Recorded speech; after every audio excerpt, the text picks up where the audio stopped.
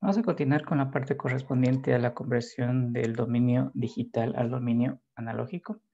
Aquí vamos a encontrarnos con un procedimiento similar en cuanto al análisis que hicimos en la parte de determinar cuál es la tasa de muestreo, que es la tasa de Nyquist, donde hacemos un análisis en el dominio del tiempo y luego hacíamos un análisis en el dominio de la frecuencia.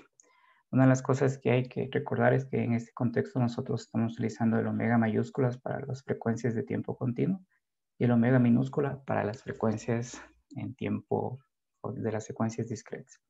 Para la notación de estas transformadas estamos utilizando la letra mayúscula J omega y para la notación de las transformadas en tiempo discreto es argumento E a la J omega. Una de las cosas que determinamos en la clase anterior es que existe una relación cuando se realiza el muestreo entre estas dos transformadas, donde hacíamos un escalamiento en frecuencia y determinamos que la frecuencia de una secuencia discreta era omega veces t sub s, que es el periodo de muestreo. Entonces, este escalamiento lo vamos a ir utilizando nuevamente en esta clase.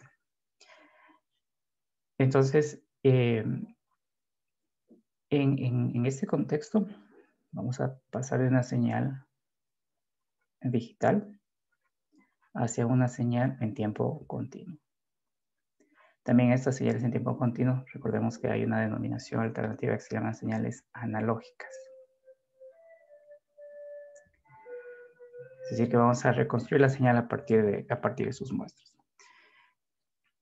Debe existir una condición de la señal que voy a procesar que tiene que ser señal de banda limitada. Cuando hablemos de banda estamos refiriéndonos al dominio de la frecuencia. Entonces, que la señal sea de banda limitada significa que el espectro, recordemos que este sub A era nuestra notación para identificar a una señal en tiempo continuo, una señal analógica. Entonces, esta señal tiene que ser de banda limitada, es decir, el espectro de esta señal.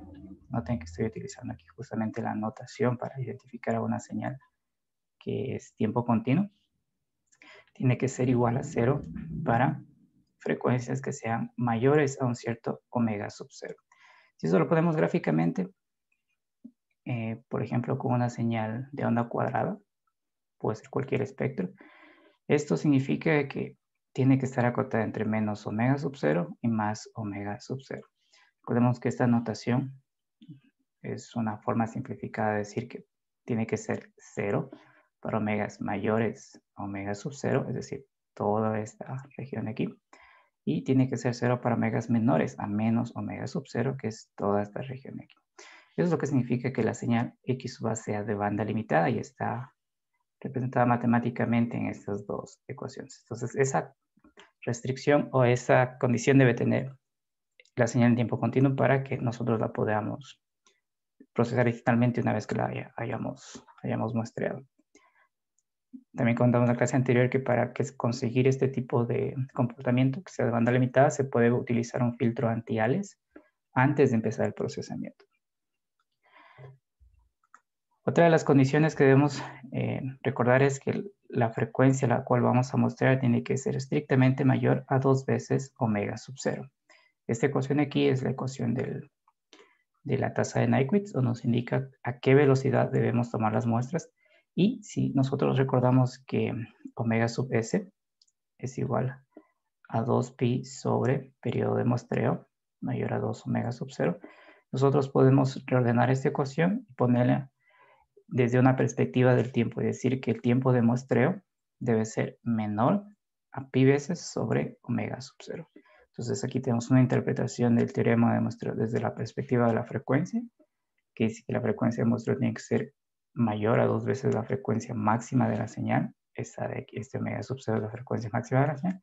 Y también tenemos ahora una interpretación en el dominio del tiempo. Decimos que el tiempo de muestreo tiene que ser estrictamente menor a pi sobre omega sub 0, que es la frecuencia máxima de esa señal. Entonces, esas dos condiciones tenemos que tener: señal de banda limitada y muestrear con esta tasa de Nyquist, que es la que dedujimos con ustedes la clase anterior. Entonces, si se cumplen estas dos condiciones, digamos condición 1, condición 2, entonces, si se cumple condición 1 y condición 2, yo puedo reconstruir mi señal analógica a partir de sus muestras. Es decir, que esta señalcita X sub n, que era la notación de la señal discreta que había sido mostrada, puede ser construida a partir de las muestras de esa señal analógica que nosotros la representamos como tomar muestras de esa señal analógica en múltiplos enteros de este periodo de muestreo. Entonces, este proceso de reconstrucción tiene dos pasos. Para ver cuáles son esos dos pasos y ver cómo están representados matemáticamente en el dominio del tiempo y el dominio de la frecuencia, vamos a poner el gráfico y a partir de ese gráfico vamos a construir esas ecuaciones. Entonces, para hacer esa reconstrucción, el primer paso es tomar la señal XN, que es esta señal de aquí, que son las muestras de la señal, obedeciendo a la frecuencia de Nyquist. Y esta señal, que es una señal discreta, va a pasar a un bloquecito que va a convertirlo a impulsos. Que va a convertir a impulsos. Impulsos en tiempo continuo. Y una vez que se ha convertido a impulsos, va a venir aquí a un filtro pasabajas ideal.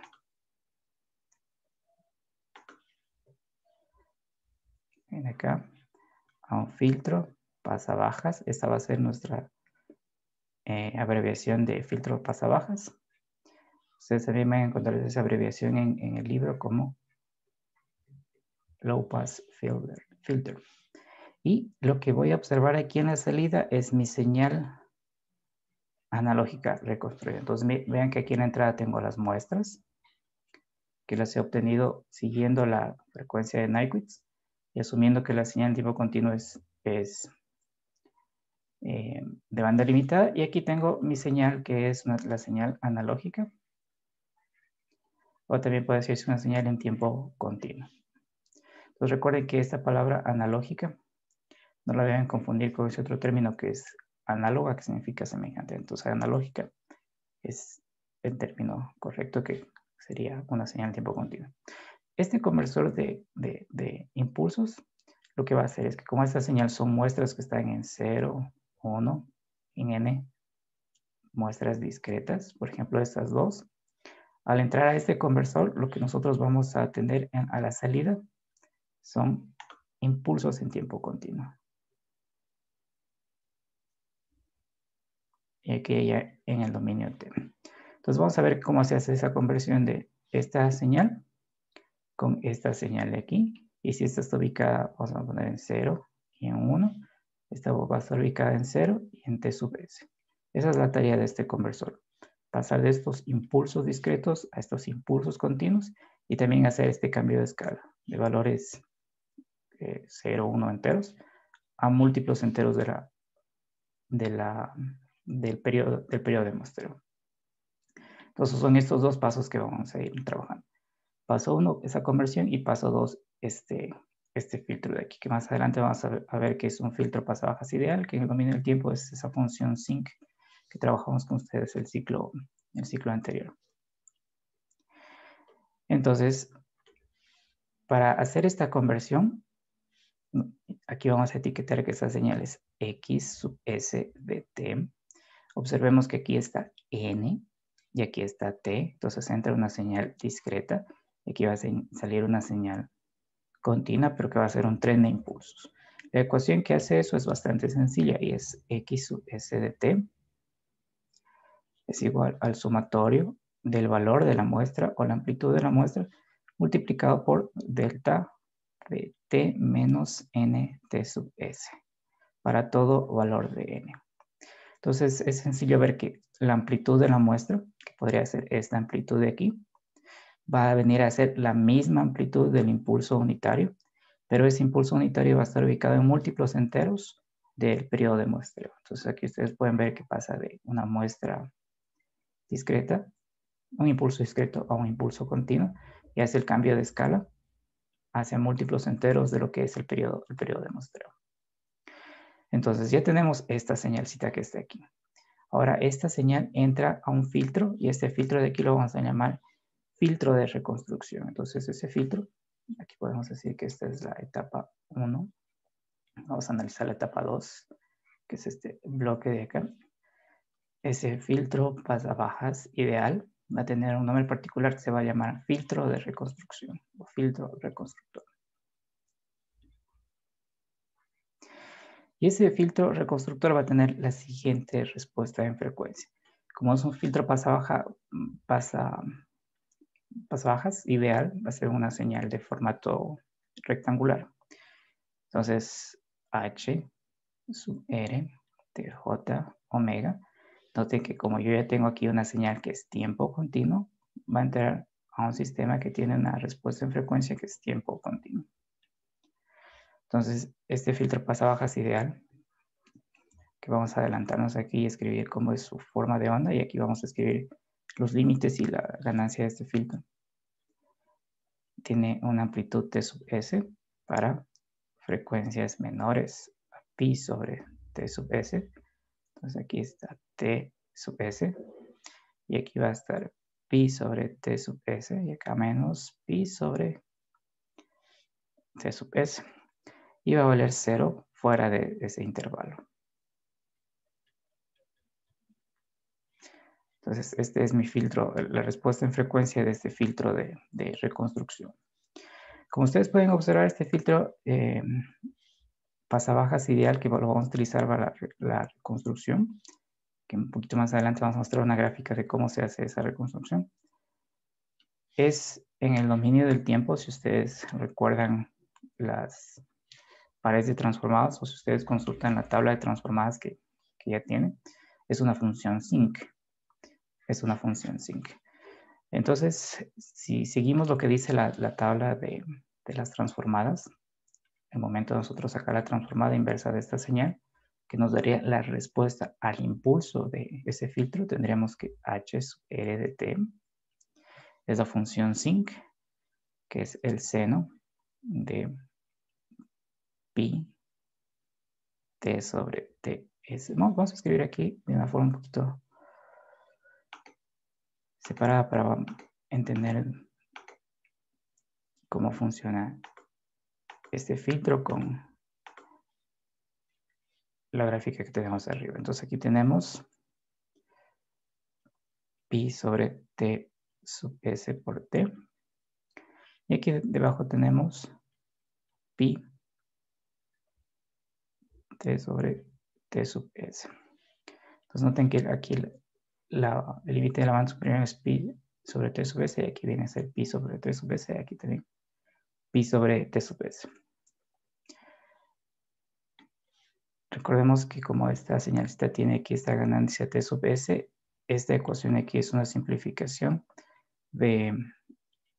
para seguir exactamente como está en la tabla transformada para que se les haga un poco más fácil llegar a esta ecuación. Es este sub s, el seno de esta valor que está aquí, que es pi sobre t sub s por t sobre pi por t. Pi por t. Y esta de aquí es la ecuación, está en la página 203 del libro de Chang y ustedes la pueden verificar. Entonces es algo que ya vimos con ustedes en la clase anterior, donde una señal rectangular en frecuencia o cuadrada tiene como función o señal en el tiempo una señal sinc, y por eso la dualidad también veíamos que una señal cuadrada en el tiempo tenía como espectro una señal sinc. Entonces ya tenemos cuál es la respuesta al impulso de ese sistema. Si nosotros recordamos lo que vimos el ciclo pasado, con una señal entra un sistema que es lineal invariante en el tiempo, porque este filtro es un sistema LTI, para determinar la salida de ese sistema yo aplicaba la convolución. Entonces, para saber cuánto vale esta señal de aquí, tengo que hacer la convolución de x sub s de t. Podemos escribir aquí, es x sub s de t, en convolución con la respuesta al impulso de ese filtro que acabamos de encontrar. Entonces, vamos a hacer esa operación para determinar cómo es la señal análica de salida en función de las muestras con las que estoy haciendo la reconstrucción. Entonces, reescribo la ecuación que estaba arriba. X sub a de t, al ser un sistema LTI, es igual a x sub s en convolución con la respuesta al impulso de este filtro, que es la señalcita que hemos encontrado aquí. Entonces, para realizar esta operación aquí, tenemos que recordar que la señal x sub s de t pasa de impulsos discretos a impulsos continuos. La podemos reescribir. Es la que escribimos un poquito más arriba. X sub n delta de t menos nt sub s. Y esta de aquí va a convolucionar con h sub r de t. Si recordamos esa propiedad que revisamos con ustedes en la clase anterior, cuando una señal convoluciona con un impulso, nos queda la misma señal. Y cuando una señal en el tiempo convoluciona con un impulso desplazado, me queda la misma señal desplazada en el mismo valor que ha sido desplazado ese impulso. Entonces ustedes pueden observar, esta es función de n, esta es función de t, esta es función de t, y es una señal en el tiempo que convoluciona con un impulso desplazado. Entonces aplicamos esa propiedad, esto de aquí va a ser al sumatorio de esta muestra xn por h sub r de t menos n t sub s. H sub r de t menos n t sub s. Entonces vamos a reemplazar cuánto vale esta función aquí, que ya sabemos que es la función sin que hemos encontrado aquí arriba, que es esta de aquí. Esta de aquí la vamos a introducir aquí debajo. Y vamos a ver cómo es el proceso de reconstrucción de una señal a partir de sus muestras. Entonces, x sub a de t, que es mi señal analógica, y aquí simplemente reemplazo. Entonces voy a tener el sumatorio para todo n de la muestra que he obtenido mostrando una señal continua con una frecuencia de Nyquist, y aquí hago simplemente el reemplazo. Entonces aquí voy a tener seno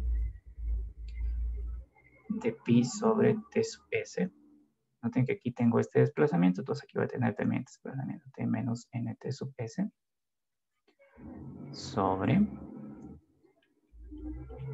pi sobre t sub s t menos n t sub s.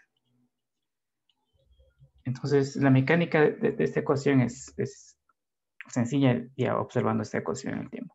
Tomo cada muestra de la señal, que es la amplitud de la señal, y la multiplico por una función sinc. Y esa función sinc va a estar ubicada en múltiplos enteros del periodo de muestreo. Y cada una de esas señales sinc yo las voy a sumar. Hago esa suma y reconstruyo la señal. Vamos a ver esto en un gráfico para observar cómo la muestra se multiplica por una función sin que está siendo desplazada en múltiplos enteros del periodo de muestreo. Y al sumar todas esas señales, reconstruyó la señal continua o analógica. Entonces observen en este gráfico de aquí. Vamos a copiarlo para analizarlo acá.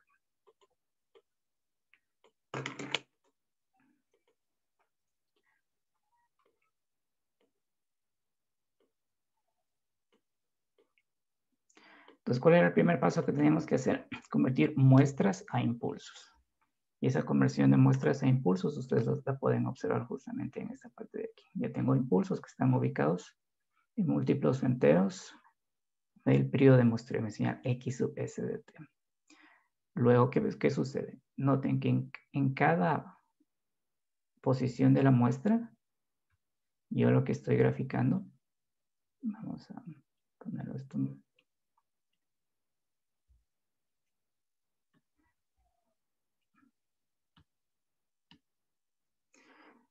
Fijémonos en este punto de aquí. En ese punto coloco una función sin, que es esta que está aquí.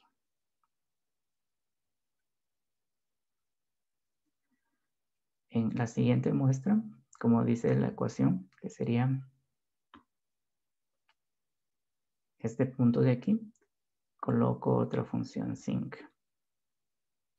Y así para cada una de las muestras. Y una vez que creo una función sinc en cada posición, en cada múltiplo entero del periodo de muestreo con amplitud igual al tamaño de la muestra x de n, yo tengo un conjunto de señales sinc que las tengo que sumar. Y una vez que yo las sume, como ustedes pueden observar aquí en este resultado, tengo la reconstrucción de mi señal en tiempo continuo. Entonces aquí podemos ver nuevamente lo que hemos hecho, convertir la secuencia discreta a un tren de impulsos.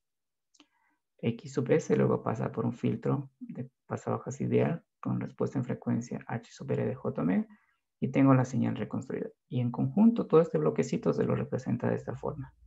Con este DC, que es conversor digital a continuo. Entran muestras y sale una forma de onda. Sale una forma de onda continua. Ahora, en este sistema de aquí hay un pequeño problema que es que se necesita para la reconstrucción un filtro pasabajas ideal. Y este filtro pasabajas ideal tiene este tipo de comportamiento que son estas transiciones abruptas que en el momento del diseño, que un poco más adelante incluso vamos a ver cómo se diseña, se necesitan muchos coeficientes de ese filtro para que pueda ser diseñado con ese comportamiento. Entonces lo que se hace es hacer una aproximación a este filtro, que es una aproximación que se puede implementar en la práctica, y esa implementación se hace a través de un sistema que se conoce como retenedor de orden cero. Vamos a ver cómo se hace ese tipo de implementación. Entonces, para implementar en la práctica se utiliza el retenedor de orden cero. Vamos a ver por qué se llama retenedor. Porque toma el valor de la muestra y lo retiene o lo mantiene durante un periodo de muestreo. Entonces, este retenedor de orden cero tiene la siguiente respuesta al impulso. H sub 0, este sub 0 de aquí es justamente para identificar que es un retenedor de orden 0, es igual a 1 entre 0 y T sub S, y vale 0 para cualquier otro caso o otro intervalo. Entonces ustedes pueden observar que aquí tengo como respuesta al impulso una señal cuadrada que ha sido desplazada. Ya sabemos que por el análisis de Fourier una señal cuadrada es una función sinc, y cuando esa señal ha sido desplazada en el dominio del tiempo, lo que va a suceder en el dominio de la frecuencia es que tengo la misma transformada, pero tiene un desfase que es proporcional a ese desplazamiento. Entonces, esta respuesta al impulso va a tener una señal sin en frecuencia que es desplazada. Entonces, la respuesta en frecuencia de este retenedor de orden 0 va a ser la señal sinc omega ts medios. Esta función sin ustedes la pueden encontrar en las tablas. Entonces ya no es necesario hacer la deducción ni hacer el cálculo de un resultado que ya lo hemos determinado previamente. Entonces esta es la transformada de la función sinc, pero como ha sido desplazado, es decir, originalmente tenemos la señal así, pero la señal ha sido desplazada así. Este desplazamiento en el dominio del tiempo se traduce en el dominio de la frecuencia en un cambio de fase que es proporcional a ese desplazamiento. Y ese desplazamiento es J omega T sub S sobre 2. T sub S sobre 2. Que aquí está menos T sub S sobre 2, T sub S sobre 2, y se ha desplazado T sub S sobre 2, entonces esta va a tener esa duración entre 0 y T sub S, que está reflejada justamente en esta porción. Análisis de Fourier que ya vimos con ustedes el ciclo anterior. Entonces, cuando la señal, vamos a escribir aquí qué es lo que significa el retenedor de orden 0 antes de conseguir con este análisis. Entonces, el sistema es retenedor de orden 0. El retenedor para nosotros va a ser como que mantiene esa amplitud de la señal durante todo un periodo de muestreo. Entonces, si nosotros tenemos... ¿Dónde está? Aquí. Si nosotros tenemos este conjunto de impulsos en el dominio del tiempo que está en T sub S, 2T sub S, 3T sub S, 4T sub S, en ese paso que hicimos de muestras a impulsos, lo que hace el retenedor de orden 0 es lo siguiente. Esta amplitud de aquí la retiene durante un T sub S. Luego a esta amplitud de aquí la retiene durante otro periodo T sub S. Luego esta amplitud de aquí la retiene durante otro periodo T sub S. Y este de aquí también la retiene durante otro periodo T sub S. Entonces, si recordamos cómo estaba esta respuesta al impulso del retenedor de orden 0, que es este de aquí, ustedes pueden ver que es una señal cuadrada y que al ser convolucionada con un tren de impulsos, ya sabemos que la convolución con un impulso desplazado me da la misma señal desplazada, y como es una señal cuadrada convolucionada con impulsos desplazados, me dan toda esta señal escalonada de aquí, que es la que le da el nombre justamente de este retenedor de orden 0. Entonces, luego del retenedor de orden 0 se coloca otro filtro que va a hacer una compensación. La respuesta de ese filtro, la respuesta en frecuencia de ese filtro, vamos a escribirla aquí, más adelante vamos a poner la gráfica, vamos a entender el por qué se necesita este filtro de aquí. Este filtro tiene la siguiente respuesta en frecuencia: omega t sub s medios sobre el seno de omega t sub s medios por e a la j omega t sub s medios para la frecuencia pi sobre t sub s y 0 para la frecuencia mayor a pi sobre t sub s. Observemos cómo está este sistema de aquí. Tengo en esta parte un seno con un cierto argumento y ese argumento aparece acá. Y aquí tengo multiplicada por una exponencial. Si nosotros regresamos a, ¿dónde está? A la respuesta en frecuencia de nuestro retenedor de orden 0, comparando estas dos ecuaciones, ustedes pueden ver que esta respuesta en frecuencia es 1 sobre h sub 0 de j omega. De alguna forma es en magnitud, o la respuesta de frecuencia es la inversa de esta respuesta del retenedor de orden 0. En el gráfico vamos a entender por qué se necesita que esa sea esa respuesta en frecuencia. Entonces, en el primer caso que vimos nosotros, utilizamos un filtro bajas ideal. Y en el segundo caso, una aproximación que se puede implementar en la práctica, que es el retenedor de orden 0. Pero justo junto con este retenedor, necesito colocar otro filtro, que es este filtro de aquí, h sub c de j omega, h sub c de j omega. Y vamos a ver por qué se hace eso. Entonces, si graficamos aquí la respuesta en frecuencia del filtro pasabajas, es una señal rectangular entre pi t sub s menos pi t sub s con una amplitud t sub s. Y si graficamos en esta misma figura cuál es la respuesta en frecuencia de este retenedor de orden 0, vamos aquí a ordenar un poquito, este no es el centro. La respuesta en frecuencia de este retenedor de orden 0 es de este formato así.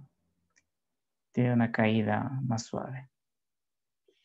Pero ustedes pueden observar que aquí existe un pequeño decaimiento en ese sector, y justamente para compensar ese decaimiento es que se utiliza este filtro que vamos a graficar aquí a su respuesta en frecuencia. Y ese filtro que está ahí tiene la siguiente respuesta en frecuencia.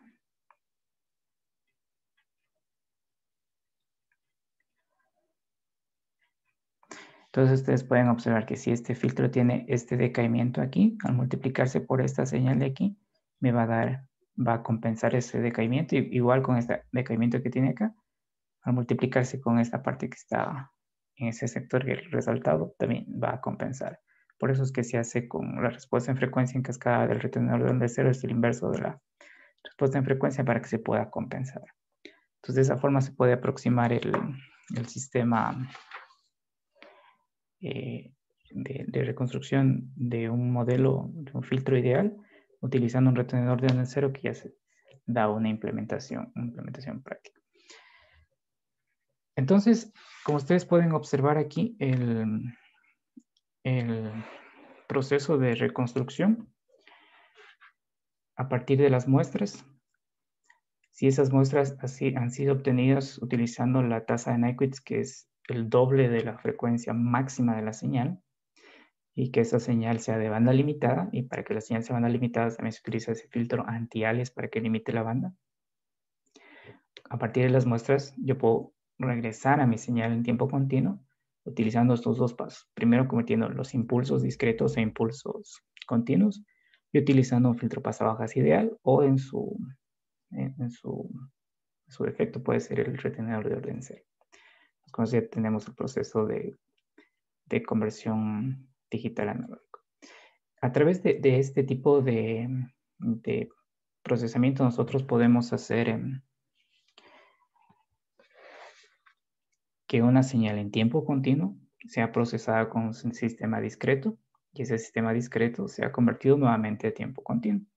Y lo inverso, que una señal en tiempo discreto sea procesada con señal de tiempo continuo y esa señal con procesador de discreto continuo le regrese al dominio, al otro dominio. Veamos eso en un gráfico, va a ser mucho más interesante de entender qué es lo que vamos a hacer. Entonces, este tema de aquí es el procesamiento en tiempo discreto de señales analógicas.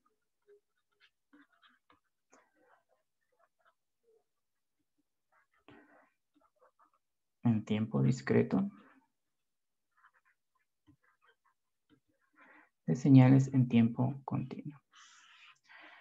Entonces, el modelo es sencillo. Tengo una señal analógica o continua, que puede ser, por ejemplo, señal de voz, que la quiero procesar con un sistema que tiene una respuesta al impulso que es discreta. Entonces, quiero hacer un procesamiento de una señal continua con un sistema discreto.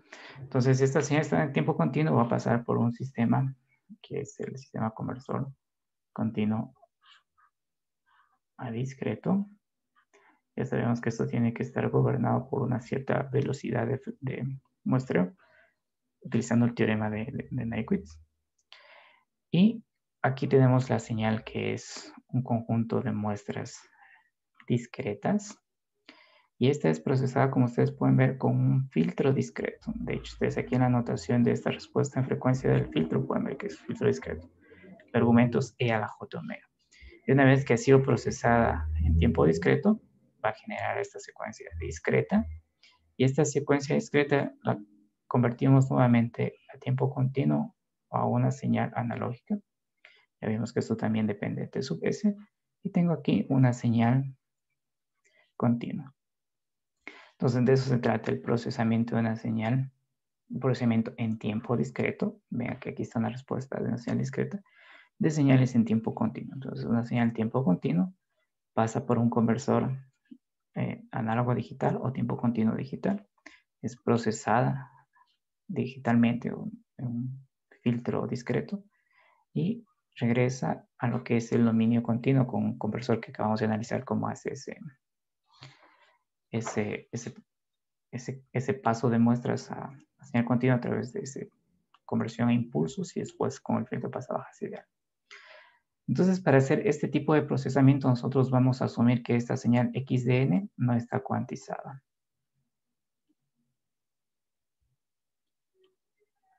Recuerden que la cuantización era un redondeo, una aproximación que hacíamos de ese valor hacia un valor discreto, o en otras palabras pasábamos esa amplitud que sigue siendo discreta luego del muestreo, utilizando un proceso de cuantización que era visto como un redondeo con un valorcito que era delta, que era la resolución, y también con un cierto número de bits que tiene ese cuantizador.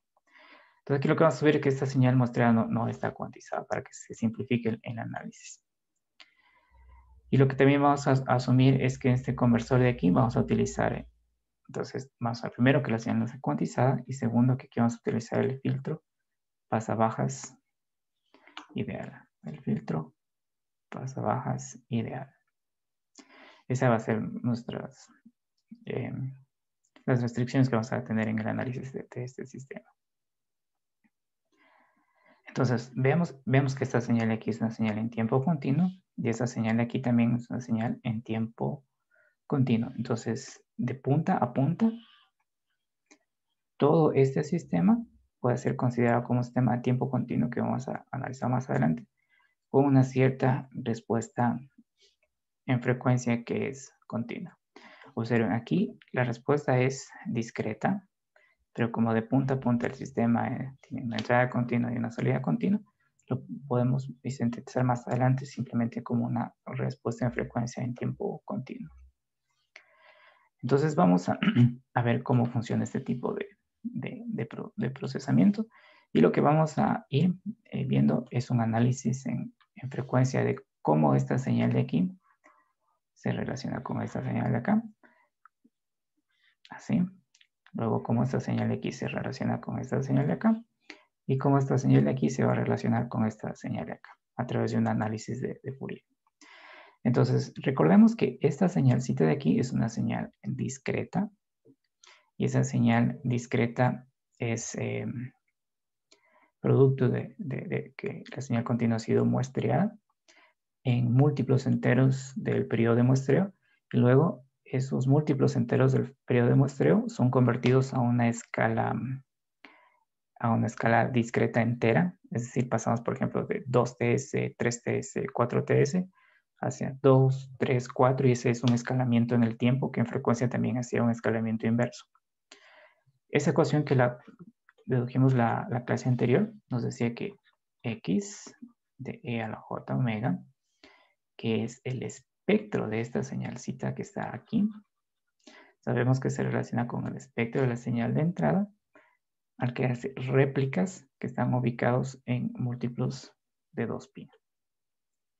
Si nosotros recordamos la característica que tiene una transformada en tiempo discreto de Fourier, es que la transformada en tiempo discreto de Fourier es periódica con periodo 2pi. Es una de las diferencias que tiene con el espectro de una señal continua. Entonces, esa característica de ser periódica con periodo 2pi va a aparecer en esta ecuación que la vimos en la clase anterior, y también va a aparecer ese hecho de que al ser muestreada puede tener réplicas espectrales, que al ser escaladas en el tiempo también va a producir un escalamiento en frecuencia, que es un escalamiento inverso. Entonces el espectro de esas muestras es 1 sobre T sub S, sumatorio para todo valor de K, que significa que va de menos infinito a más infinito, de X sub A, que es el espectro de la señal continua que ha sido mostrada, de omega sobre T sub S. Aquí está el escalamiento en frecuencia. Este escalamiento en frecuencia, recordémoslo aquí rápidamente. Nosotros teníamos que las muestras estaban ubicadas, por ejemplo, en 0, T sub S, 2, T sub S, 3, T sub S. Y una vez eso estaba en el dominio del tiempo, y hacíamos una conversión, que este 0 se transformaba en 0, este T sub S en 1, este 2 T sub S en 2, este 3 T sub S en 3, y pasábamos a una señal que era discreta con ese cambio de ahí. Entonces, este paso de aquí es un escalamiento que se hace en el tiempo. Y para el análisis de Fourier sabes que un escalamiento en el tiempo produce un escalamiento inverso en frecuencia. Y eso es justamente lo que nos dice esta partecita de la ecuación que está aquí. Es un escalamiento inverso. Y como el efecto del muestreo es que se crean réplicas que están en múltiplos enteros de la frecuencia de muestreo, y una vez que se ha hecho el escalamiento, esos múltiplos del espectro aparecen en múltiplos de 2pi, porque la señal discreta es periódica con periodo 2pi. Vamos a tener en esta parte un J, K, 2pi sobre T sub S. Entonces, este 2pi K es por la característica que tiene un espectro de una señal discreta de ser periódica con periodo 2pi. Y este escalamiento T sub S de aquí en frecuencia viene de este escalamiento que hemos hecho nosotros en el dominio del tiempo. Entonces ustedes pueden ver que si quiero pasar de T sub S a 1, ¿qué es lo que tengo que hacer? Tomar T sub S y dividirlo para T sub S y me va a dar 1. Si quiero pasar este a 2, es 2 T sub S sobre T sub S, y que me va a dar 2. Igual para el valor de 3. Entonces aquí hacemos un escalamiento en el tiempo, que en frecuencia, tal y como está descrito aquí en esta parte de aquí, en esta parte de aquí, se hace un escalamiento inverso en frecuencia. Eso es lo que vamos a ver más adelante también, que si una señal se hace más ancha en el dominio del tiempo, su espectro se va a encoger. Y si la señal se hace más angosta en el dominio del tiempo, su espectro se va a ensanchar. Eso lo vamos a ver más adelante cuando hagamos el cambio de frecuencia de muestreo por un factor entero. Vamos a encontrarnos nuevamente con este tipo de comportamiento del escalamiento en frecuencia. Entonces, lo que nosotros observamos es que esta señal que sale del muestreador es una versión escalada en frecuencia de la señal continua. Y también vimos que si nosotros tenemos esta frecuencia en tiempo continuo, y acá tenemos esta frecuencia en tiempo discreto para pasar de aquí hacia acá, hacíamos ese escalamiento que lo determinamos que el omega minúsculo, frecuencia discreta, es igual a omega mayúscula veces el periodo de muestreo. Entonces, para pasar de aquí hacia acá, tenemos que coger los omegas y multiplicarlos por t sub s. Y es justamente lo que está indicado aquí. Si volvemos a nuestro gráfico, recordemos que este de aquí tiene espectro XA de J omega. Entonces podemos observar de J omega. Y cuando hemos hecho ese escalamiento, aquí está en función, en cambio de omega minúsculo. Ese cambio es debido a ese escalamiento de frecuencia que determinamos con ustedes en la clase anterior. Entonces noten que esta ecuación relaciona el espectro de las muestras con el espectro de la señal continua que ha sido muestrada. Es decir, nosotros hemos mostrado esta relación que está aquí. Cómo está relacionado el espectro de esta señal discreta con el espectro de esta señal continua. Pero nos vamos a ocupar de esta relación que está aquí. Pero notemos que aquí ya aparece el procesamiento en tiempo discreto, es decir, de alguna forma va a aparecer aquí la... Recuerden que en el dominio del tiempo, para determinar la salida de un sistema LTI, que es un sistema lineal invariante en el tiempo, cuando estábamos trabajando en el dominio del tiempo usábamos convolución. Cuando trabajamos en el dominio de la frecuencia, multiplicación de los espectros. Entonces ya tenemos el espectro de entrada, tenemos el espectro de la señal, que es la respuesta en frecuencia de este filtro. Lo que vamos a tener es a la salida, es decir, que el espectro de esta señalcita de aquí va a ser el producto del espectro de esta entrada con el espectro de esta respuesta del filtro. Y eso lo vamos a determinar aquí debajo. Entonces, el espectro de la señal de salida, que ustedes pueden ver que en la notación que escribo aquí es una señal discreta. Por Fourier ya sabemos que es igual al producto de la respuesta en frecuencia de ese sistema por el espectro de la señal de entrada. Y este espectro de la señal de entrada ya lo hemos determinado aquí. Todo lo que tenemos que hacer es simplemente reemplazar y analizar. Entonces reemplazamos que el espectro de la señal que ya ha pasado por ese procesamiento discreto es en frecuencia el producto de la respuesta en frecuencia de ese sistema por cuánto vale el espectro de esta señal de aquí. Aquí tenemos para todo K, X sub A, J omega T sub S menos JK, 2pi sobre T sub S. O sea, lo único que he hecho es copiar cuánto vale esa expresión que ya la hemos determinado arriba.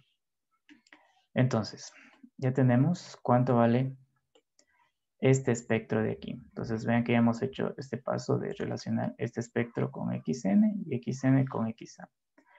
Y ahora vamos a hacer este paso de aquí. Y es justamente el tema que vimos al inicio de la clase, de pasar de un sistema de las muestras hacia una señal analógica.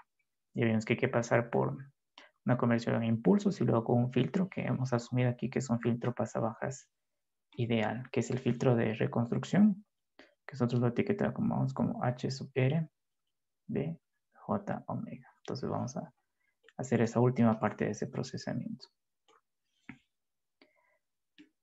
Entonces, la señalcita Y sub A de T, ya sabemos que es el resultado de la reconstrucción a partir de las muestras. Y como estamos utilizando un filtro ideal, sabemos que eso es equivalente a la convolución de las muestras con la respuesta al impulso de ese filtro, que es una función sinc. Entonces eso vamos a ver reflejado justamente en esa ecuación que está aquí. Sumatorio para todo n de las muestras de Y de n por ese filtro sinc. que es pi sobre t sub s, t menos n t sub s. La misma ecuación que vimos al inicio con ustedes. Por pi sobre t sub s, t menos n t sub s. Esta ecuación de aquí es justamente la que estaba indicada acá. En cada muestra genera una función sinc y luego lo suma todas sus funciones y el resultado de esa suma me da la señal en tiempo continuo. Es esta ecuacióncita que está aquí. Entonces, ahora lo que nosotros queremos es sacar la transformada de Fourier de esta señal o el espectro de esa señal que está indicada ahí. Entonces, para sacar el espectro de esa señal,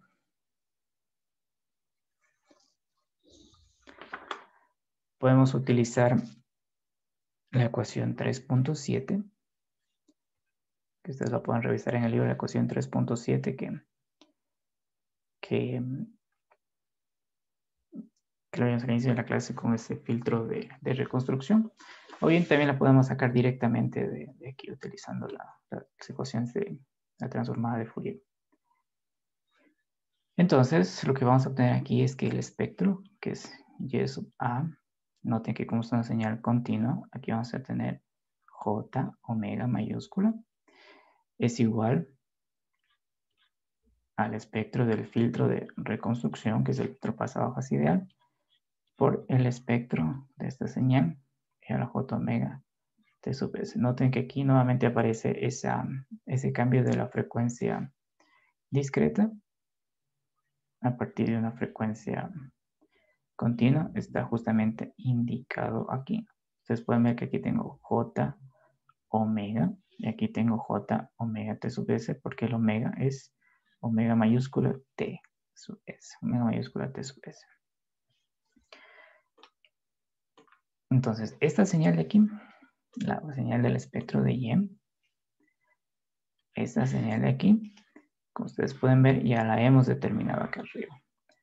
Entonces, lo que tenemos que hacer es cogerla e insertarla aquí, haciendo este cambio de escalamiento de frecuencia discreta digital.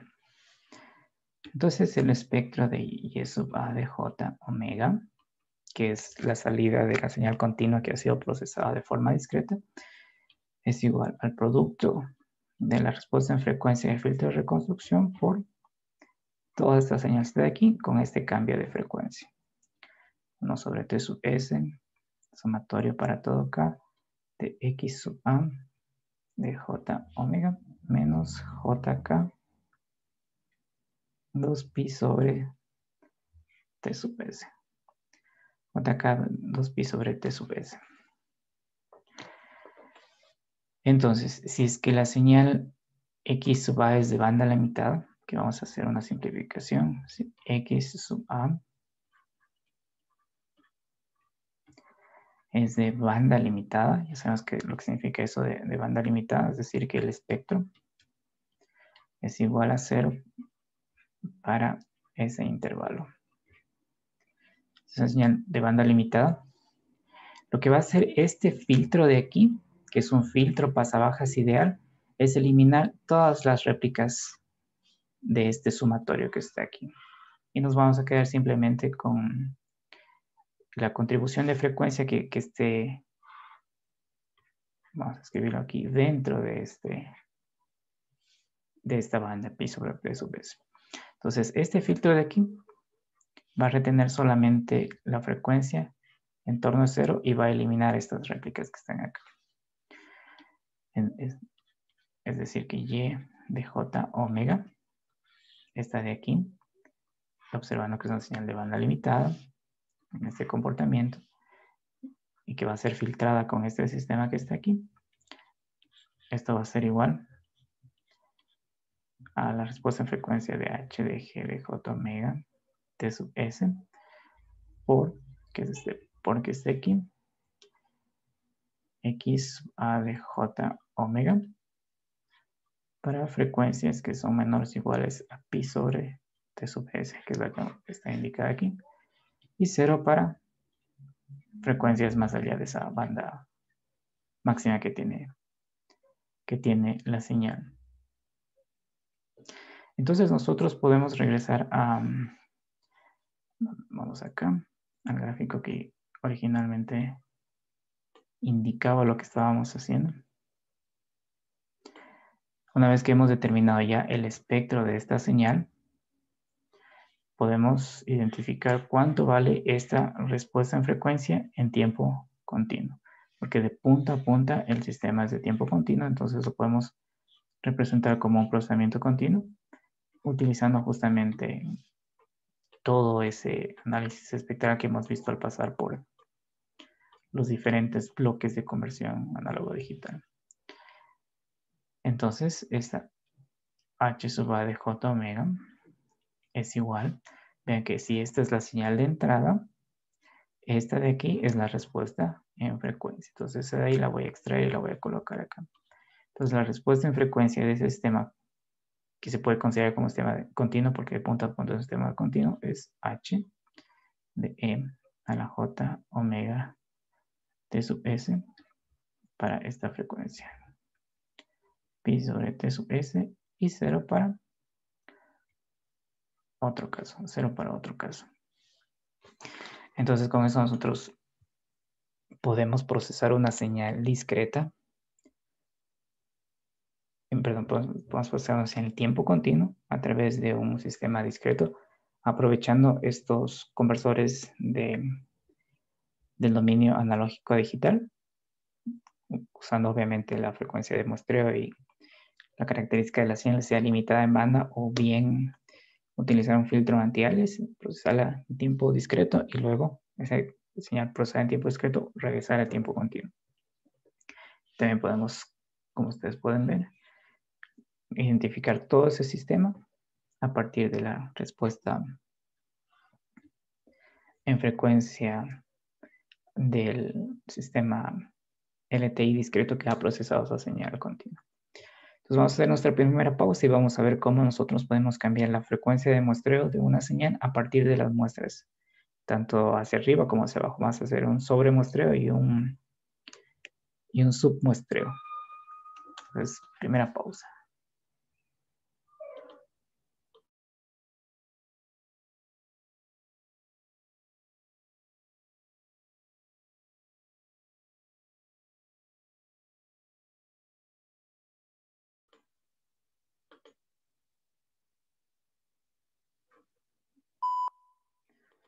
Vamos a hacer una pequeña modificación en el ejemplo anterior. Ha faltado por ahí un término para considerar.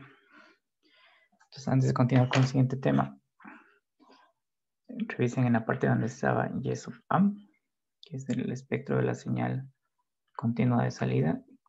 Este espectro de aquí es igual al producto del espectro del filtro de paso ideal, que es esa interpolación. El espectro de la señal Y a la J omega T sub S. Y este Y a la J omega T sub S lo vamos a escribir aquí debajo primero. Esta respuesta en frecuencia. Y reemplazamos cuánto vale este término de aquí. Es el espectro de la respuesta en frecuencia del bloque que hace el procesamiento veces este espectro que es de la señal que ha sido muestrada omega T sub S. Entonces aquí es donde hay que identificar que este filtro de aquí es un filtro pasa-bajas ideal que va a estar en torno de pi t sub s y menos pi t sub s. Y este término que está aquí al final, si nosotros reemplazamos por el valor que determinamos, es 1 sobre t sub s, sumatorio para todo k de x a de j omega más jk 2pi sobre t sub s. Entonces, lo que hay que observar aquí es que estas son réplicas del espectro de x sub a. Y estas réplicas van a ser eliminadas porque al multiplicarse por este filtro de aquí, noten que aquí tenemos 0, aquí tenemos 0 y más allá de pi sobre ts, todas estas réplicas de aquí van a desaparecer. Entonces simplemente nos va a quedar el espectro de x sub a en x de j omega. Por eso una vez que ya hacemos el producto de esta señal de aquí con esta señal de acá, al identificar que estas réplicas se eliminen y solamente nos queda X sub A, todo este conjunto de productos de transformadas es donde nos llega a la simplificación que les escribí. Queda este filtro de aquí que es H T a la J omega T sub S por simplemente X sub A de J omega. Obviamente esto de aquí con acotado una frecuencia de pi sobre T sub S y 0 para una frecuencia que esté más allá de pi sobre T sub S, por esa característica de ser acotada en más. Entonces, ese pequeño cambio tienen que ser en la parte del análisis. Ahí me he olvidado de colocar estos tres espectros que componen esa señal de salida y ese es el espectro que queda. El producto de este espectro con este espectro de aquí, saber que es un filtro pasa-bajas ideal, elimina estas réplicas de acá. Me queda simplemente X sub A, que es lo que hemos mostrado aquí. Y entonces lo que vamos a hacer a continuación es un tipo de procesamiento que se conoce como incrementar y disminuir la frecuencia de muestreo por un factor entero. Entonces, el problema que se busca resolver con esto es, vamos a suponer que ustedes tienen una señal continua que ha sido muestreada a 8 kHz. Sin embargo, ustedes quieren, en lugar de que haya sido muestreada de 8 kHz, con esas mismas muestras, obtener muestras si esa señal hubiese sido mostrada a 10 kHz. Entonces, es una señal continua que ha sido muestreada. Tiene, por ejemplo, estas muestras. Vamos a suponer que esta señal fue mostrada a 8 kHz. A partir de estas muestras, yo quiero obtener otro conjunto de muestras. Como si a esta señal continua de aquí, yo lo hubiese mostrado a 10 kHz. Y también puedo hacer el proceso inverso. Entonces existen dos formas de hacer esto. La primera forma es, digamos, la más intuitiva que podría hacer. Es tomar las muestras y pasarla a señal continua nuevamente. Y esa señal continua, volverla a muestrear con la nueva frecuencia que yo quiero obtener.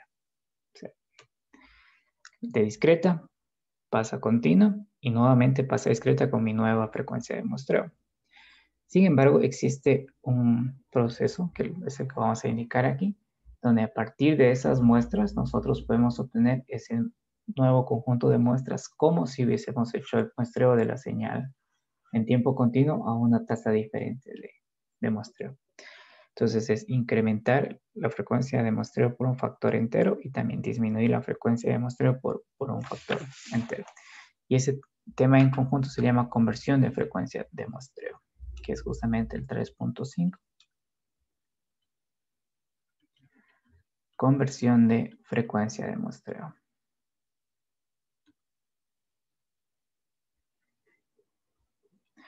Entonces aquí vamos a observar que en el análisis espectral que vamos a hacer va a aparecer primero ese cambio de frecuencia que acontece por el escalamiento de múltiplos enteros de T sub S hacia discretos, valores discretos, que es que la frecuencia en tiempo discreto es omega veces, que es la frecuencia en tiempo continuo, por T sub S. Vamos a encontrarnos con este escalamiento de frecuencia, pero también lo que nos vamos a encontrar, y es algo que nos va a ayudar a entender más adelante el análisis espectral que vamos a hacer de ese cambio de muestreo, es eso que les comentaba de la relación inversa que existe en el escalamiento en el análisis de Fourier.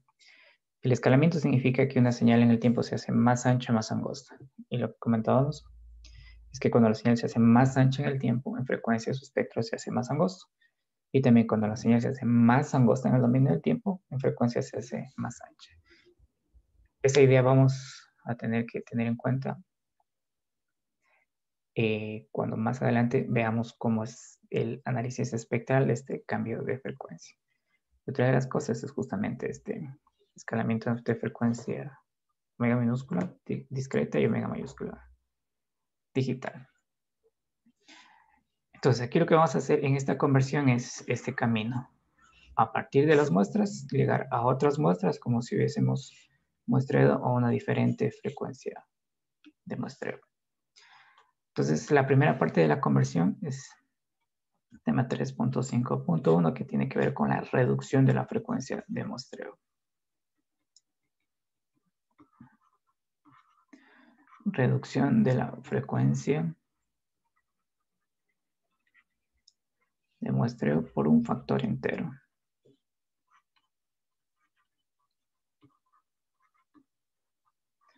Reducción de la frecuencia de muestreo por un factor entero. Y ese factor aquí lo vamos a etiquetar como M. Esa va a ser la letra que vamos a utilizar. Entonces, esta frecuencia de muestreo ustedes en el libro van a encontrar como sample rate. O también puede ser interpretada como tasa de muestreo. Entonces, esta reducción de la tasa de muestreo se hace por un factor M que es entero.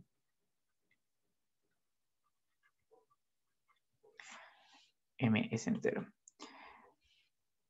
Entonces, consideremos que nosotros tenemos un nuevo periodo de muestreo T sub S', que es igual a M veces T sub S. Recordemos que M es entero. Entonces, para entender esta ecuación, vamos a suponer que nosotros originalmente tomamos las muestras cada segundo. Segundo 0, segundo 1, segundo 2, segundo 3. T sub S es cada segundo. Y este M de aquí, imaginemos que es 2. Entonces, en lugar de tomar una muestra cada segundo, si M es 2, vamos a tomar una muestra cada 2 segundos. Si M es 5, vamos a tomar una muestra cada 5 segundos. Entonces, esa es la idea de esta parte de aquí. Es decir, que mi señal X sub D de N, que es mi señal analógica, que la estoy mostrando en instantes enteros de este nuevo periodo de muestreo TS', es igual a esta señal analógica. Ahora reemplazo. TS' que está aquí lo voy a reemplazar por este valor que está acá, que es M veces T sub S, que ya vimos que es ese cambio de a cada cuántas muestras voy adquiriendo información de esa señal. Y esto obviamente es igual a la secuencia X, N veces M. Recordemos que nosotros en el caso del muestreo decíamos que Xn es igual a X sub A, que es la señal analógica por N T sub S. Entonces vean esta relación que existe entre estas dos señalcitas aquí cuando estamos utilizando ahora este nuevo periodo de muestreo M veces T sub S. Entonces ahora nosotros estamos tomando muestras de esta señal Xn a cada M. Por ejemplo, cada 2, a cada 3, a cada 4. Gráficamente, ¿qué significa esto de aquí? Muy sencillo. Entonces, nosotros tenemos aquí nuestra señal Xn. O sea, aquí 0, 1, 2, 3, 4, 5. Aquí voy a usar solamente la parte positiva de este eje, aunque también pueden ser muestras negativas. Entonces, pongamos que aquí tenemos una muestra con amplitud 1. Acá tenemos una muestra con amplitud 2. Acá tenemos una muestra con amplitud 1.5. Acá tenemos una muestra con amplitud 3. Acá tenemos otra vez una muestra con amplitud 2 y acá una muestra con amplitud 1. Entonces vamos a suponer que M es igual a 2. Entonces voy a construir aquí debajo la señal X de, si M es igual a 2, voy a tener 2M.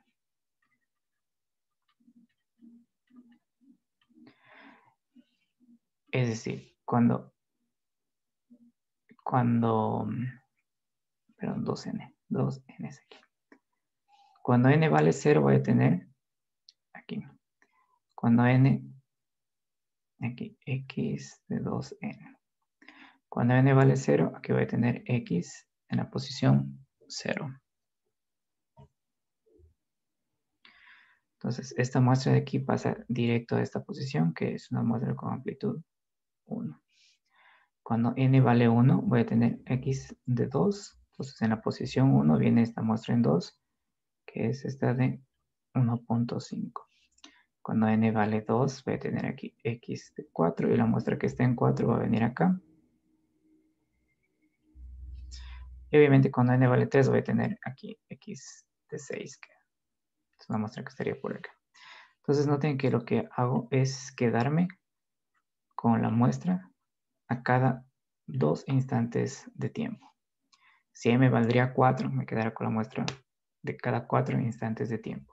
Y de alguna forma a estas muestras en estas posiciones las estoy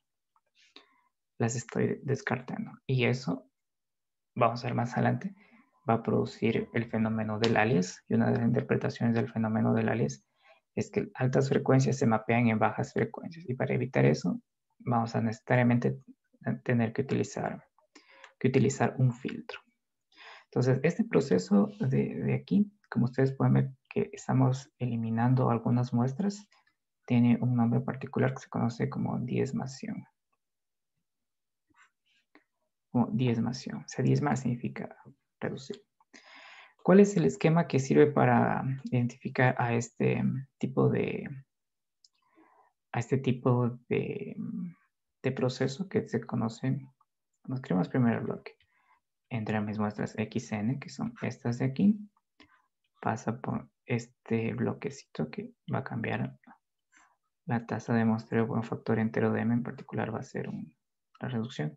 O sea, la señal X sub D de N.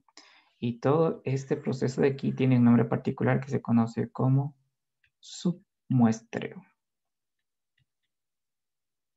Submuestreo por un factor de m.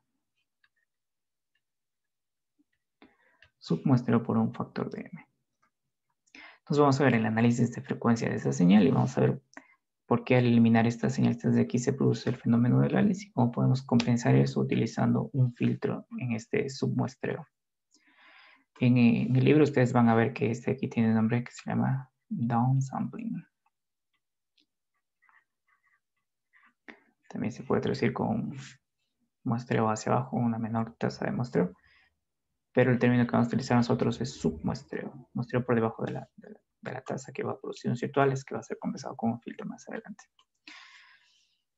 Entonces, si nosotros recordamos, originalmente teníamos que esta señalcita X sub n la obteníamos a partir de la señal X sub A, la señal analógica, tomando muestras en instantes enteros del periodo de muestreo T sub S. Si esta señal nosotros le calculábamos la transformada de Fourier, ya sabemos que lo que va a suceder en frecuencia es que vamos a tener réplicas espectrales en múltiplos enteros de la frecuencia de muestreo y hacer la escalada de esa frecuencia continua hacia una frecuencia discreta una vez que hemos pasado de 2 sub S, 3 sub S, 4 sub S a 2, 3, 4 en un... Escribimos de nuevo acá ese procedimiento. Tenemos 0, T sub S, 2, T sub S. Esto, una frecuencia omega, perdón, tiempo T.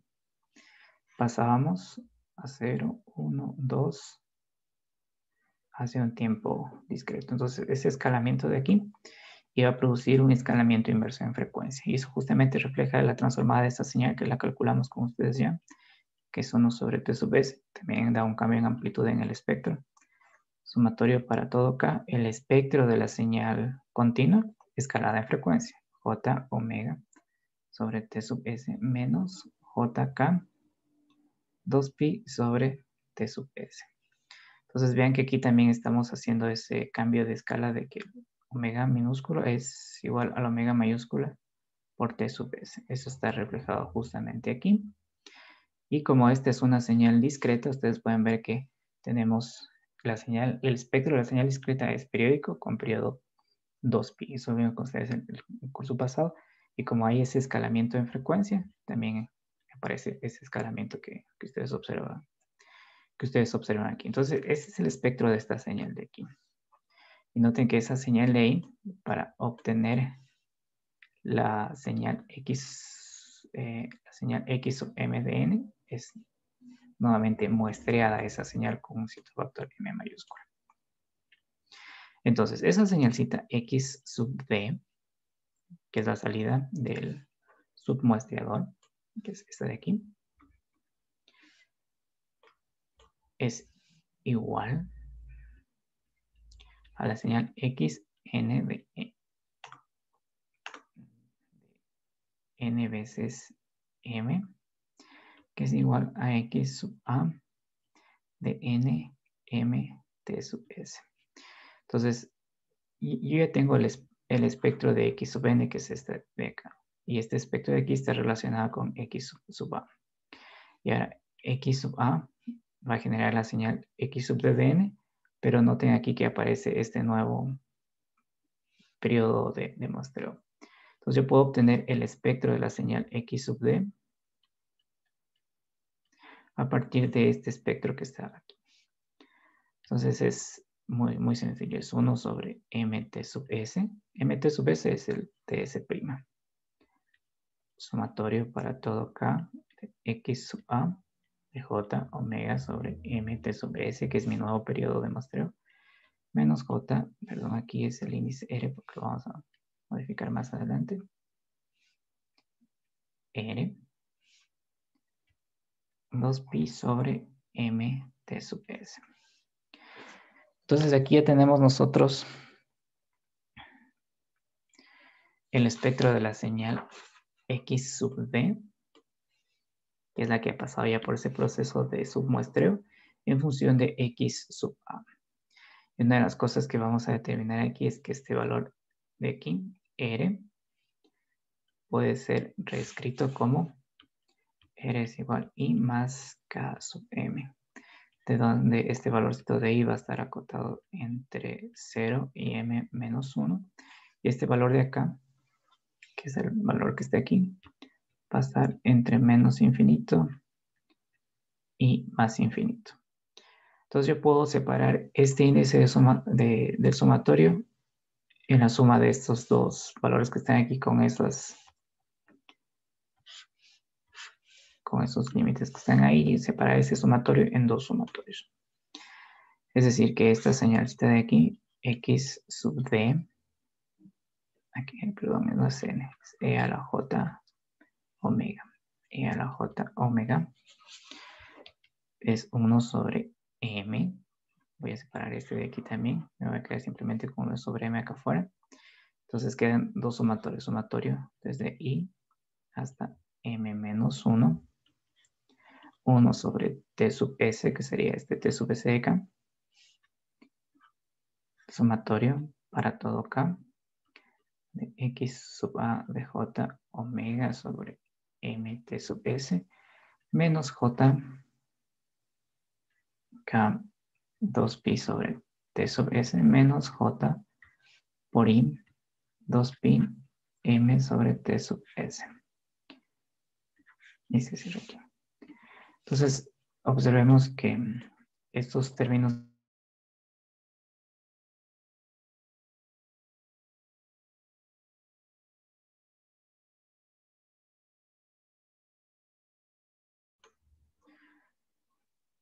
entonces, estos términos que aparecen aquí al final es simplemente que este valorcito de r de aquí se reemplaza por i más k veces m. Entonces aparecen estos dos términos que está aquí. Es un procedimiento simplemente algebraico.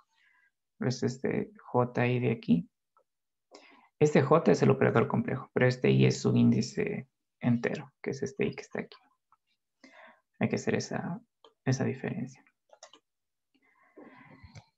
Entonces, observemos que este término que está aquí entre corchetes corresponde a la transformada de la señal xn de e a la j, y como ustedes pueden observar, tiene un desplazamiento en frecuencia de 2pi sobre m. Es una señal que está escalada y desplazada en frecuencia. Esta igualdad, si nosotros regresamos acá arriba, ¿dónde está?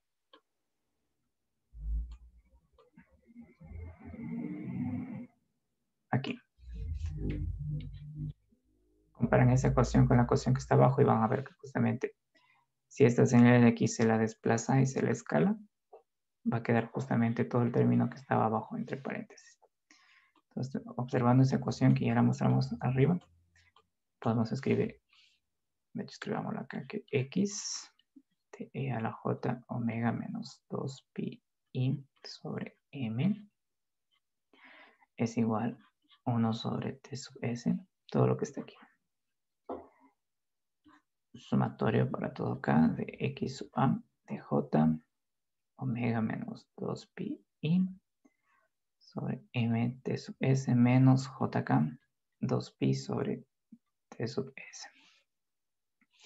Entonces, este término aquí lo hemos escrito acá abajo y hemos identificado que es justamente, si recordamos arriba, esta señal XN, que eran las muestras, tenía espectro X de E a la J omega. Es ese espectro de ahí el que hemos identificado que todo lo que está en estas llaves de aquí es este mismo espectro, pero que ha sido desplazado en frecuencia con múltiplos enteros de 2pi y al mismo tiempo ha sido escalado en M. Entonces ustedes pueden observar que en este escalamiento lo que va a acontecer es que, como estoy haciendo este escalamiento, omega sobre M, ¿qué está sucediendo con la frecuencia? Se hace M veces más pequeño y lo que yo voy a observar en el espectro es que el espectro se hace M veces más grande. Entonces, de alguna forma, ese espectro se va a ensanchar. Ese espectro se va a ensanchar. Entonces, ¿cuál es la relación de esta señal con X sub D? Entonces, X sub D de E a la J omega, que es el espectro de la señal que ha sido submuestreada. Esta señal es igual a 1 sobre M. Noten que hay un cambio también en la amplitud. Por el sumatorio para todo acá de la señal X sub A, que es la señal, perdón, de la señal X más. La señal X por E a la J omega menos 2pi K sobre M.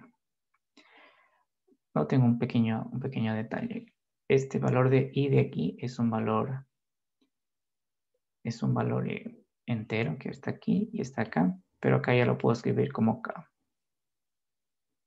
Ya puedo escribir como K. A ver. Sí, es correcto eso que está ahí.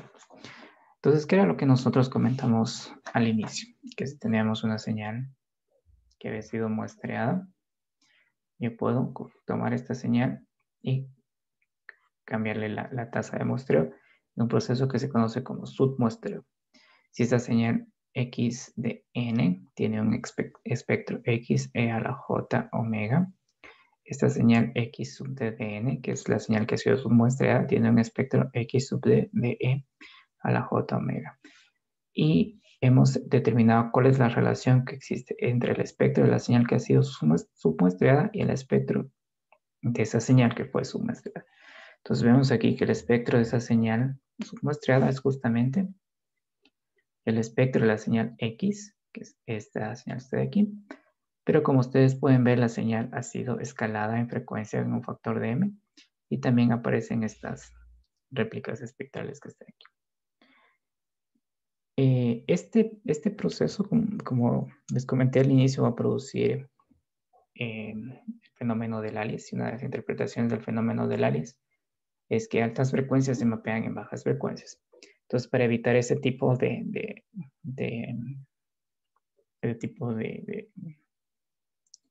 fenómeno o ese tipo de mapeo de altas frecuencias y bajas frecuencias, se utiliza un filtro pasa-bajas antes de hacer el submuestreo. Entonces, de esa forma evitamos el fenómeno de alias. Entonces, vamos a escribir aquí el diagrama de bloques de ese filtro y vamos a ver gráficamente estas ecuaciones que hemos indicado aquí. Pero, bueno, podemos adelantarnos a lo que vamos a ver en ecuaciones. El espectro de la señal submuestreada es el espectro de la señal de donde provienen esas muestras, escalado en frecuencia y ubicado en múltiplos enteros de 2pi. Recordemos que como todas las señales discretas, o mejor dicho, todos los espectros de las señales discretas son señales periódicas con periodos 2pi. Entonces entran mis muestras XN de aquí. Viene aquí un filtro pasa-bajas que tiene ganancia 1. Y la frecuencia de corte va a ser pi sobre m. Vamos a ver más adelante en el gráfico por qué tiene que ser pi sobre m. Viene aquí la señal parcial que es X sub D de N. Y aquí se viene a este bloquecito que es el submuestreador y sale la señal X de TN. Y en conjunto todo este sistema de X se llama diezmador.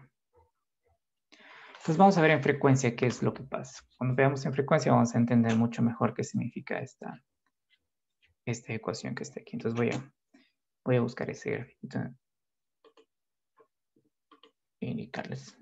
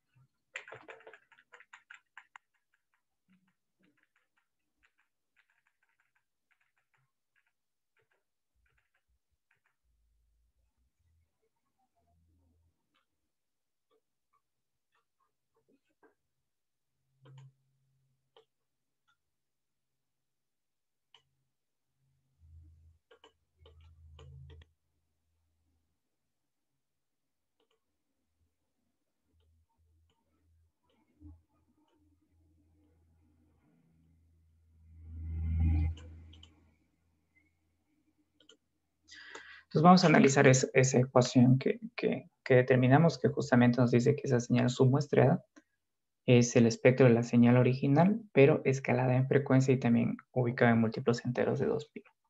Entonces, vean que esta señal de aquí es mi señal en tiempo continuo. Aquí la etiqueta que utilicé en el libro de Oppenheim para tiempo continuo es la C. En el libro de Shaw utiliza la letra A, parece que es una señal analógica.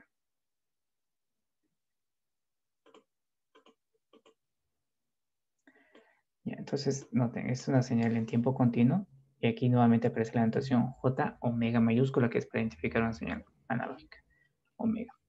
Como ustedes pueden observar, esta señal es de banda limitada. Está limitada entre menos omega sub n y más omega sub n, que son las características que debe tener la señal para que pueda ser correctamente mostrada con el teorema de Nyquist. Entonces vean que aquí la señal ha sido, aquí está X sub S, la señal aquí ha sido multiplicada por un tren de impulsos discreto. Cada uno de esos impulsos discretos está ubicado en múltiplos enteros de la periodo de muestreo. Y eso en frecuencia, como ustedes pueden ver, nos da una señal que sigue siendo continua, pero que tiene réplicas en múltiplos enteros de esa frecuencia de muestreo. Ustedes pueden ver que aquí está 2pi sobre t. En este libro en particular no utiliza el subíndice S, sino lo pone como t directamente. Y también observen que hay un cambio en la amplitud, se multiplica por 1 sobre t. Entonces la señal continua, al ser muestreada, voy a tener réplicas. Estos triángulos aquí son réplicas y réplicas están ubicados en múltiplos enteros de la frecuencia de muestreo. Y esta señal de aquí, si nosotros recordamos ese paso que decíamos que teníamos 0, ts, 2, ts que están en tiempo, hacíamos un cambio de escala y vamos a tener 0, 1, 2, tt a n, escalamiento en el tiempo. También producía un escalamiento inverso en frecuencia. Y escalamiento inverso en frecuencia, nosotros determinamos que es igual que el omega minúsculo, que es la frecuencia discreta, es igual al omega mayúsculo a la frecuencia digital por el periodo de muestreo t. Entonces noten aquí también la anotación. Si aquí tengo xs de j omega, en el momento de hacer este cambio en el dominio del tiempo de pasar de t a n, en frecuencia sucede el escalamiento inverso. Y aquí ya tengo etiquetado como x de e a la j omega. Y como es un espectro en tiempo continuo, ese espectro está ubicado, es periódico y es periódico con 2pi. Ustedes pueden ver que aquí está el omega nt, que me da este omega sub n, que es este omega n de aquí, multiplicado por el periodo de muestreo, que me da este omega sub n. Esta de aquí es el espectro de mi señal x de n. Y esa señal X de N nosotros la hemos submuestreado para generar la señal X sub de N.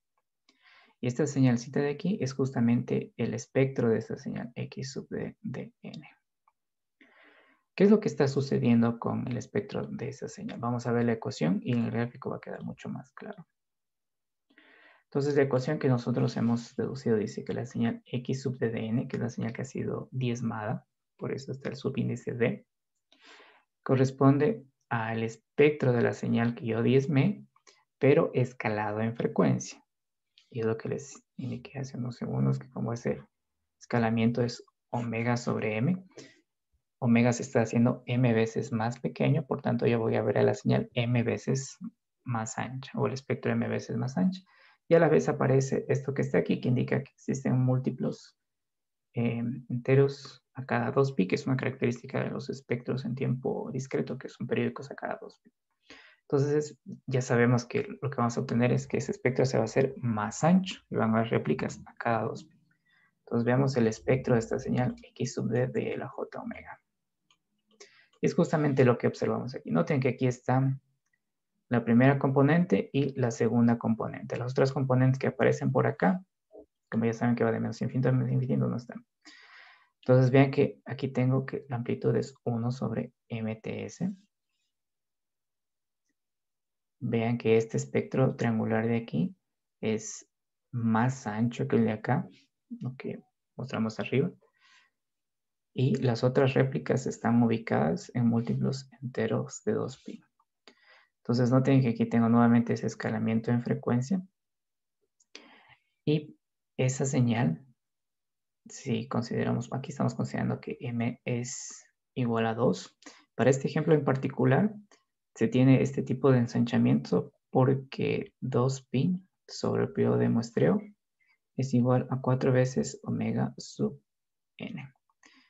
Entonces, 4 veces la frecuencia máxima de la señal me da la frecuencia de muestreo. Entonces voy a tener estos dos espectros. Esos dos espectros que están aquí. Entonces, vean que yo tengo aquí la frecuencia discreta y hago el escalamiento inverso. Voy a pasar de omega minúscula hacia omega mayúscula, haciendo que ese omega se divida para t sub s. Entonces, esta señal en tiempo discreto la puedo representar con su espectro en tiempo continuo. Y ustedes pueden ver que el escalamiento hace justamente que la señal vuelva a tener la misma frecuencia original que tiene la señal en tiempo continuo. Entonces, en este caso particular no sucede el fenómeno del alias. ¿Qué pasa cuando acontece el fenómeno del alias? Vamos a poner una imagen sobre eso.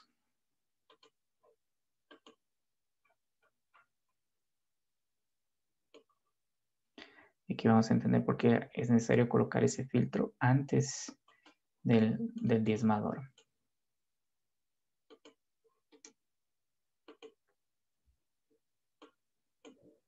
¿Dónde está? Aquí está. Pues miren, esta gráfica es muy similar a la que está arriba, sin embargo aquí va a suceder el fenómeno de la es una señal continua. Ustedes pueden ver que está acotada entre menos omega n y omega n, es decir, es una señal de banda limitada. Esa señal luego es muestreada. Como ustedes pueden ver, al muestrear lo que sucede es que este espectro se replica en múltiplos enteros de 2pi. Señal que ha sido muestreada y también ya ha sido escalada con este escalamiento de aquí. Y en el momento en que hago el submuestreo en frecuencia, existe un ensanchamiento del espectro. Vean que este espectro triangular, al hacer en este caso, submuestreo con factor de 3, este espectro se hace también 3 veces más grande. Noten que si aquí tengo pi medios, acá voy a tener 3 pi medios. Este 3 corresponde a este m de aquí. Entonces luego viene este filtro de acá, que es ese filtro pasa bajas ideal. Noten que aquí está el porqué de la frecuencia pi sobre m. Filtra esta señal y me queda este espectro de aquí. Y una vez que yo regreso a mi señal en tiempo discreto, como ustedes pueden ver, ya no tengo el fenómeno del alias. Entonces esa es la razón por qué necesito ese filtro que esté justamente con esta frecuencia de aquí, omega sub c sobre m. Entonces, el siguiente tema es el que se conoce como el sobremuestreo, que es un proceso inverso, donde yo voy entre cada muestra a colocar otras muestras. Primero voy a colocar muestra 0 y luego con un filtro voy a hacer una interpolación. Es un proceso similar a este que hemos hecho aquí, pero ahí lo que va a suceder es que aquí, como ustedes vieron, el espectro se ensancha. En cambio, en el sobremuestreo, que se conoce también como el upsampler, ese espectro se va a hacer más angosto. Y ese tema lo vamos a ver la próxima semana, que es el cambio de la frecuencia de muestreo por un factor, por hecho, el aumento de la frecuencia de muestreo por un factor entero. Entonces, para terminar, escriban en el chat su nombre y ya pueden salir.